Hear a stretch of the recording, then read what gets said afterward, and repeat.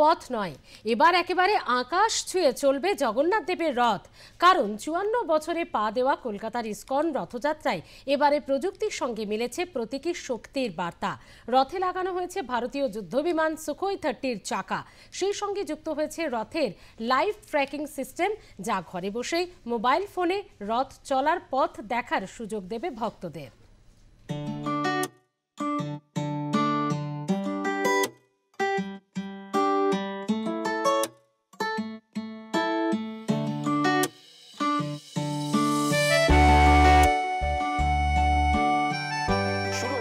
কলকাতা ইসকনের রথযাত্রার প্রস্তুতি, আর এই মুহূর্তে গুরু সদয় রোডে, সেই রোডের ওপরেই একেবারে জগন্নাথ, সুভদ্রা এবং বলরামের জন্য রথ প্রস্তুত চলছে।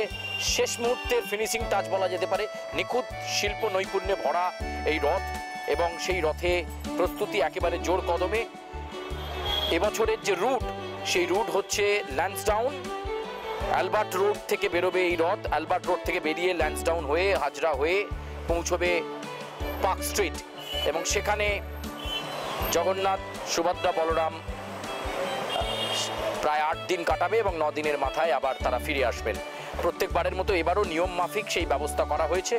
কলকাতা ইসকনের তরফে প্রস্তুতি তুঙ্গে। তবে এবারে এই রথের মধ্যে পরিবর্তন যেটা লক্ষণীয়, সেটা হচ্ছে এর আগে ছিল বোয়িং 747-এর চাকা, এবার কিন্তু সুখোই 30-র চাকাকে ব্যবহার করা হচ্ছে। এটাই কিন্তু কলকাতা ইসকন এবার পরিবর্তন এনেছে। রথের যে চাকা, সেই চাকা সুখোই 30 যে ফাইটার বিমান, সেই বিমানের চাকা। এবার কিন্তু রথের চাকার জন্য কিন্তু একটা বিরাট পরিবর্তন হলো। এত বছর, প্রায় 53 বছর ধরে ইসকনের রথে ছিল বোয়িং 747-এর চাকা। এই প্রথম কলকাতা ইসকনের রথে যে চাকা ব্যবহার করা হচ্ছে সুখোই 30। 48 বছর থেকে বোয়িং 747 মডেলের, যেটা ওয়ার্ল্ডের সব থেকে বড়, one of the biggest plane থাকে, ওর চাকা লাগানো ছিল জগন্নাথ রথে, 4টে চাকা বোয়িং 747 মডেলের। তো আমরা লাস্ট প্রায় 23 বছর থেকে আমরা খুঁজছিলাম রিপ্লেসমেন্ট, কেন কি ওর চাকাটা পুরনো হয়ে গেছিল। ফাইনালি এই বছর আমরা চাকাটা খুঁজতে পেয়েছি আর পেয়েও গেছি। এটা হচ্ছে সুখোই 30, যেটা বিমান হয়ে ওয়ার্ল্ডের সব থেকে পপুলার আর টেকনোলজিক্যালি খুব অ্যাডভান্স যে ফাইটার প্লেন সুখোই 30, ওর চাকা আমরা সংগ্রহ করতে পারলাম। এটা অনেক পারমিশন লাগে, কিন্তু আমরা খুব ধন্যবাদ জানাই এমআরএফকে কি ওরা আমাদেরকে এটা দিয়েছে। তো ব্র্যান্ড নিউ সুখোই চাকা আমরা জগন্নাথ রথে লাগানো হয়েছে। তো আপনারা পার্টিসিপেট করতে পারেন ফেয়ারওয়েল বোয়িং 747 চাকা প্রেস কনফারেন্সের পরে। দ্বিতীয় 27 তারিখে আমাদের রথ রয়েছে। যেরকম আমাদের ইসকন মন্দির থেকে এই রথ বেরোয়, ওখানে সকাল থেকে আগে পাণ্ডি বিজে হবে, ভগবানকে এক একজন করে মন্দির থেকে বার করা হবে, ভগবান রথে বসবেন।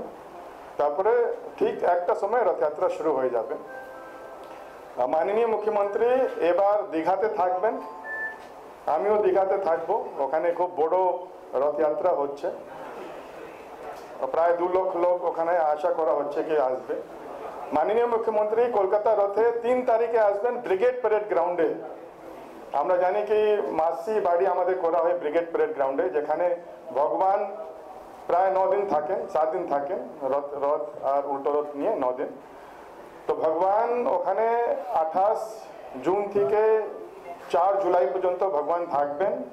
যেরকম বল্লভচন্দ্র প্রভু জানালেন কি ওখানে অনেক রকম সাংস্কৃতিক কার্যক্রম হবে। আর এই বছর বিশেষ করে যে জগন্নাথের মন্দির করা হচ্ছে, ওটা একদম যেটা আপনারা দেখেছেন এত বছর 53 ইয়ার্স আপনারা যেটা দেখেছেন, ওটা একদম সরিয়ে হচ্ছে। খুব বড়, সাইজটাও বড় আছে আর খুব দেখতেও সুন্দর হচ্ছে, একদম জগন্নাথপুরী মন্দিরের মতো। এবং ইতিমধ্যেই সেই ধ্বজা সহ একেবারে জগন্নাথ, সুভদ্রা এবং বলরামের রথের প্রস্তুতি তুঙ্গে রয়েছে। এবং আর মাঝে একটা দিন তারপরেই অ্যালবার্ট রোডে, যেখানে জগন্নাথ, সুভদ্রা, বলরাম থাকেন, ইসকনের আরেকটি মন্দির, সেখানে চলে যাবে এই রথ। এবং সেখান থেকে রথযাত্রার দিন সকালবেলা 12টা নাগাদ শুরু হবে। এবং যেটা জানা যাচ্ছে রথের এই কলকাতা ইসকনের রথের উদ্বোধনে থাকবেন সুব্রত বক্সী, উপস্থিত থাকবেন নৃত্যশিল্পী ডোনা গাঙ্গুলি এবং তিনি নিজেও পারফর্ম করবেন, তার সম্প্রদায় নাচের যারা রয়েছে তারা পারফর্ম করবে। এছাড়াও বিভিন্ন জায়গা থেকে, বিভিন্ন জেলা থেকে বিশিষ্ট ব্যক্তিত্বরা তারা আসবেন কলকাতা ইসকনে অংশ নিতে এবং তারপর ল্যান্সডাউন হয়ে হাজরা হয়ে একেবারে পার্ক স্ট্রিট ময়দানে গিয়ে পৌঁছবে এবং সেখানে এবার গুন্ডিচা মন্দির করা হচ্ছে একেবারে পুরীর মন্দিরের আদলেই, সেই পুরীর মন্দিরের আদলেই গুন্ডিচা মন্দির এবং সেই গুন্ডিচা মন্দিরে স্থায়িত্ব বা সেখানে রাখা থাকবে জগন্নাথ, সুভদ্রা, বলরামকে। প্রতিদিন নিয়ম মাফিক পুজো পাঠ চলবে ভোগ নিবেদন এবং এবার প্রায় 22.5 লক্ষ লোকের জমায়েত হবে এই 9 দিনের মেলা বা উৎসবে, এমনটাই মনে করছে কলকাতা ইসকন কর্তৃপক্ষ।